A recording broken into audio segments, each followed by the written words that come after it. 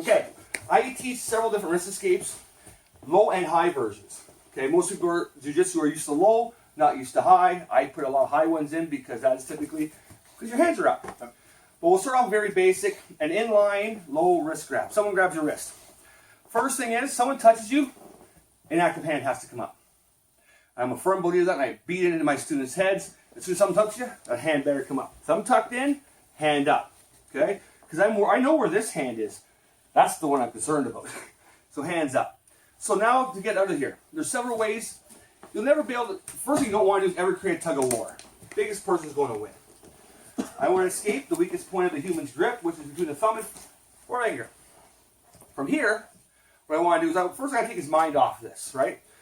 I like to teach people first, it's a simple kick. Look at he jumps out of the way. Okay? You take the bottom of your foot, boom, right in the shin. Okay? Nice thing about that, you do that to most people, first thing they do is they look down. It's true. What? Alright? But again, I'm going to kick that. It's going to do several things for me. It's going to take his mind off what I'm about to do, but it's also ultimately going to help me. Because right now, I'm within that 3-foot bubble, right? We have our safety bubble, 3 and 6 feet. I'm close to him, right? 3-foot bubble. I need to get out of this bubble because he can hit me, right? So they grab you, inactive hand up. Okay, I'm going to break this part down real, and then I'll do the whole thing together. So when they grab you, first thing I want to do is slightly turn my hand up. Not much. I don't need to expose those fingers more or less on a 45-degree angle. Now, when I pull away, I'm going to roll my wrist over, using the small bones of my wrist, cut and pull towards my ear. Okay? Because ultimately, if someone grabs your wrist, you know my wrist, I don't know, maybe 3 inches across this way, it's only an inch this way. Alright? And it becomes leverage too. As I peel, I'm going to peel my elbow down. Right? So I'm creating a leverage point on his own hand as well, causing this to roll out. So it's a combination of pulling towards your ear. I always told kids, think of your ear itchy. I'm going to scratch my ear. Okay, now we're going to take it a little farther. Because I don't want to be here. I want to move away, right? So what also, now to make it a little easier to get away, I'm going to start using my own body weight. So they grab you, hand comes up. I kick. So now as I kick, I'm going to step back farther than I was when I started. Okay? So if my back foot's right here right now, after I kick, it's coming back here. Okay? I want to make space. Kick, release, I'm here now. Right? Because it's useless to do this. I'm free. Yep. Exactly, I'm being hit. So this kick comes a multi-purpose tool. Boom. Step. Always back squaring yourself up. Good stance. Turn towards them. Does it feel good to be like this? Right? Now I have room to work with. Where that's the biggest thing. You want to create that space. Okay? So that's inline. Inline, low, inline wrist grab. Hands up. Kick. As I step back, I'm going to roll. Pull my thumb towards my ear. Square myself back up. Okay? Low crossover. Someone grabs your wrist. Now, I need to get my hand up. Does it do me any good here? Has to be this side of my head now. Here. Okay? I'm worried about this. So now what I'm going to do is I'm going to make my hand nice and rigid. Right? I'm just going to make it defensive. So, but what I'm going to do is I'm going to step beside him. As I step beside him, I'm protecting myself from that oncoming punch if he tries it. Now, this has nothing to do with muscle. I want to bend 100% at my elbow. Here. Okay? Bringing my hand up to the inside. Even if he tries to resist as hard as he can. That's even strong, fella. I see the eyebrows go, what? I'm not fighting it. I'm just bending my elbow. That's all I need to do. Okay? I step my hands up here. This is a couple of key points now. We're in front of each other. He grabs, hands up. I'm going to step. As I step, I bring my back foot in, because remember, one foot moves, the other foot moves. Turn. Okay? Now what I'm going to do is turn my hips towards him. And if you've noticed, he's already lost his grip at this point. But where's my other hand? Both my hands are up. I'm still protecting my face is the nice thing. Now from here, I'm going to push. I'm pushing his arm across his eye line. High. Then, we move away. Make space. So again, let's do it from this side. Don't mind sensing. They grab. Hands up. I step. So the hands up. turn my palms. So now I got 2 palms facing away, push. I'll do one more from here because it's one of those complicated ones kind of to see. Hands up, step in. As I turn my hips, my hands turn.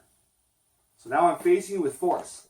Okay? It's a lot easier to push from here than up here or down here, right? So think about keeping it at your happy level, right? You can control that arm to where you want to push it from. Push. And always across the eye line. Your goal is to cause a person's upper body to rotate. If Sensei takes a step forward and has his arm here, I'm just going to push on it, right? Watch how much his body turns if I pushed across his set chest. Okay? Same amount of force, side line. Okay? Causes over rotation because the arm can whip around the head. Okay? So always shove it across if you can, their head, their eye line. Shove. Okay? Not across the body. Even if you're short, you can just throw it upwards. Right? It doesn't matter. You just throw it up so it kind of goes over top. Okay? So that is an inline low, inline crossover. Okay, what happens if someone grabs you with 2 hands? Don't panic.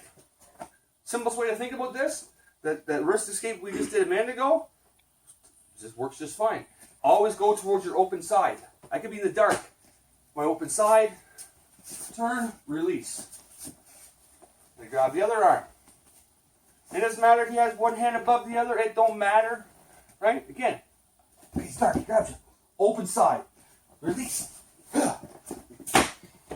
Wow. Okay? So that's the nice thing about that release. It doesn't matter if it's 1 hand, 2 hand. Okay? That's why I really like that one because it's efficient. Get your hands up where you want them to be and go get away from me. Okay? And again, it doesn't matter if it's 1 hand or 2 hand. I teach this to a lot of healthcare workers and stuff because they get grabbed with 2 hands. Right? All you teach them is not to throw. Right? Don't touch me. Alright? So you can wrap the arms. People are letting go of you. Okay? So those are the low. Okay? Now we'll look at the high. Where the highs come from is, you know, if I'm up here or I'm like this, right? I'm defensive, we'll do it inline. Grabs. Okay. Inline wrist grab. Simplest way to think about this is the reverse of a low inline wrist grab. I'm going to now, the low one, I took my thumb to my ear, right? This one, pinky to my hip. Kick, release. Slices down. Because what's happening is, again, I'm trying to get through here. So as I turn, I'm coming down. Okay? So again, I don't want to do this, don't touch me. Boom. It can be even this. Don't touch me. Palm, wham, right in the nose, you step back, right? Do your release. Right? But in this case, I like to throw the foot in a lot. This because it gets some use of some movement then, right? Kick, step back, down. Okay, so that's a high inline. Card, high crossover. Person grabs you this way. Okay, again, you're always going towards the weakest point of the grip. So from here, they grab you. I'm going to sidestep. Again, my hands are up. I'm going to roll this hand down flat. As I roll it down, I'm going to slap right in the back of his elbow. So I'm going to throw, let go for a second. I'm going to throw this arm this way and push like this. So they grab. I don't want to do this. Don't touch me. Okay, because ultimately what am I doing? As I'm snapping my hand this way, even if he has a good grip, I'm going to drive his arm and cause his shoulder to flat snap open and to lose that grip. You know, so I'm going to do it super hard, but get a good grip, right? Got a grip? He doesn't want to let me go? Don't touch me. Okay, again, I'm not going to fight his strengths. I'm just looking for the simplest way out. Okay, so those are our wrist escapes in a nutshell.